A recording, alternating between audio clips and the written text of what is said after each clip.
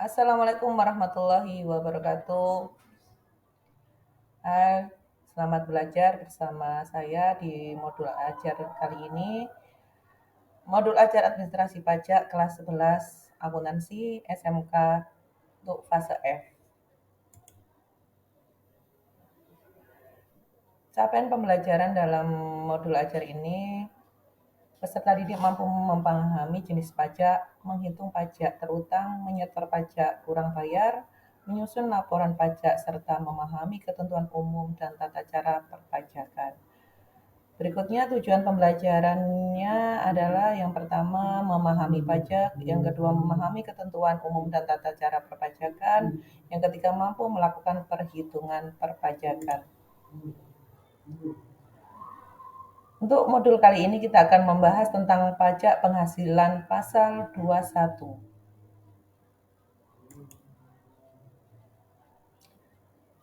Objek PPh pasal 21 yang pertama, penghasilan pegawai tetap baik teratur maupun tidak teratur. Yang kedua, penghasilan penerima pensiun berupa uang atau sejenisnya. Yang ketiga, penghasilan uang pesangon, manfaat pensiun, tunjangan atau jaminan hari tua yang dibayar sekaligus melewati jangka waktu 2 tahun sejak pegawai berhenti bekerja. Yang keempat, badan yang membayar honorarium atau pembayaran lain sebagai imbalan atas jasa termasuk jasa tenaga ahli yang melakukan pekerjaan bebas. Yang kelima, penyelenggara kegiatan yang melakukan pembayaran sehubungan dengan pelaksanaan kegiatan. Selanjutnya, pemungut PPh pasal 21. Yang pertama, pemberi kerja, dalam hal ini terdiri dari orang pribadi dan badan maupun cabang perwakilan atau unitnya. Yang kedua, bendahara atau pemegang kas pemerintah. Yang ketiga, dana pensiun, badan penyelenggara jaminan sosial tenaga kerja, dan badan lain. Yang keempat, orang pribadi melakukan kegiatan usaha atau pekerjaan bebas, serta badan yang melakukan pembayaran sehubungan dengan penyerahan jasa dan penyelenggara kegiatan. Tarif PPh pasal 21.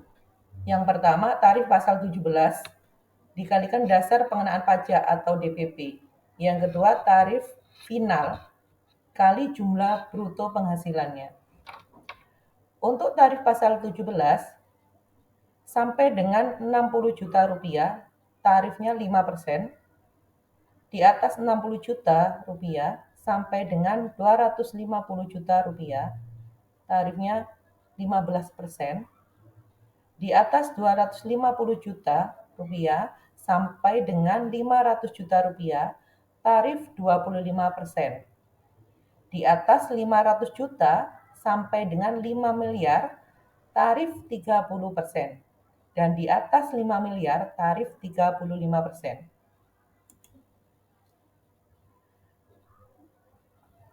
Selanjutnya, penghasilan tidak kena pajak. Penghasilan tidak kena pajak adalah penghasilan tidak diperkenankan untuk dikenai pajak.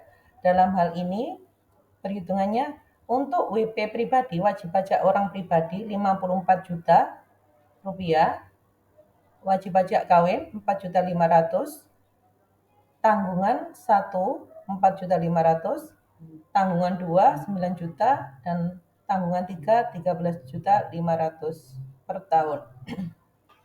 Tanggungan anggota keluarga adalah anggota keluarga sedarah dan keluarga semenda dalam garis keturunan lurus serta anak angkat yang menjadi tanggungan sepenuhnya, paling banyak 3 orang untuk setiap keluarga. Berikut adalah perhitungan PPh pasal 21. Pertama kali yang harus dilakukan adalah menghitung penghasilan bruto. Penghasilan bruto merupakan gabungan dari gaji, tunjangan, lembur, tunjangan hari raya, dan pendapatan lain. Selanjutnya, dihitung pengurangannya. Yang pertama, biaya jabatan. 5% dikali penghasilan bruto. 5% ini maksimal 500.000 per bulan yang diperkenankan dan 6 juta per tahun. Selanjutnya, penghasilan bruto dikurangi dengan biaya jabatan dan pengeluaran lainnya merupakan penghasilan neto sebulan. Setelah diketahui penghasilan neto sebulan, maka penghasilan neto sebulan dikalikan dengan 12. Ketemulah penghasilan neto setahun. Nah, penghasilan neto setahun ini dikurangi dengan jumlah PTKP sesuai dengan kondisi masing-masing wajib pajak. Setelah sudah ditemukan jumlah PKP-nya, maka PKP tersebut tinggal dikalikan dengan tarif PPh-nya. Berikut contoh perhitungan PPh pasal 21 untuk pegawai tetap. Sesuai dengan rumusan di slide sebelumnya, ini coba kita kerjakan. Soal, Bambang pegawai PT Yasa menikah tanpa anak, gaji per bulan 10 juta rupiah. PT Yasa ikut program jam sostek, premi jaminan kecelakaan kerja 0,5% dan premi jaminan kematian 0,30%. Dibayar oleh pemberi kerja dari gaji. PT Yasa menanggung iuran JHT setiap bulan sebesar 3,70 dari gaji. Sedangkan iuran JHT yang ditanggung oleh Bambang setiap bulan sebesar 2% dari gaji. PT Yasa membayar iuran pensiun setiap bulan 100.000.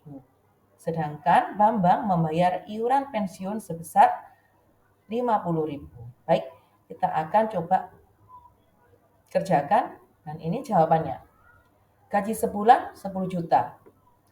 Premi jaminan kecelakaan kerja tadi 0,5% dikalikan dengan gaji per bulan, ketemu 50.000.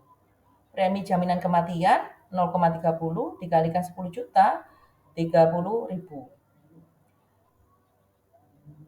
Semuanya ditotal, gaji sebulan tambah premi jaminan kecelakaan kerja ditambah premi jaminan kematian, ketemulah penghasilan bruto dalam 1 bulan 10.080.000.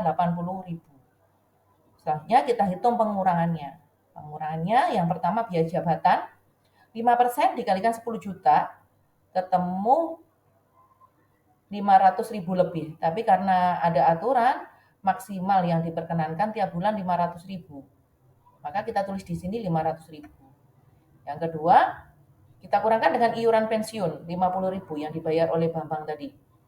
50.000 dan yang ketiga iuran jaminan hari tua 200.000. Kita totalkan semua pengurangannya, total 750.000. Penghasilan bruto kita kurangkan dengan pengurangannya. Sehingga ketemulah penghasilan neto sebulan 9.330.000. Penghasilan neto sebulan kita kalikan 12. Ketemulah penghasilan neto setahun 111.960.000 rupiah. Nah, selanjutnya kita kurangkan dengan PTKP. Bambang menikah tanpa anak. Berarti PTKP-nya untuk WP pribadi 54 juta dan WP kawinnya 4.500.000. Kita tambahkan totalnya PTKP 58.500.000.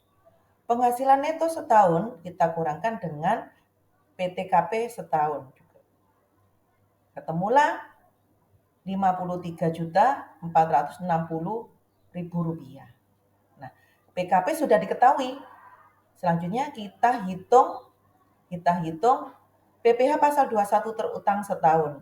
Karena PKP-nya sampai dengan 60 juta tarifnya 5% dan ini hanya 53 juta sekian, maka kita tinggal langsung kalikan dengan 5%. Sehingga hasilnya 2.673.000 rupiah per tahun. Nah, sekarang untuk mengetahui PPh pasal 21 terutang sebulan per bulan ya, 2.673.000 rupiah kita bagi dengan 12. Maka ketemu 222.750 rupiah. Ini merupakan PPh pasal 21 terutang tiap bulan yang akan dipotongkan ke gajinya Pak Bambang. Baik, terima kasih. Kita ketemu di modul ajar berikutnya. Assalamualaikum warahmatullahi wabarakatuh.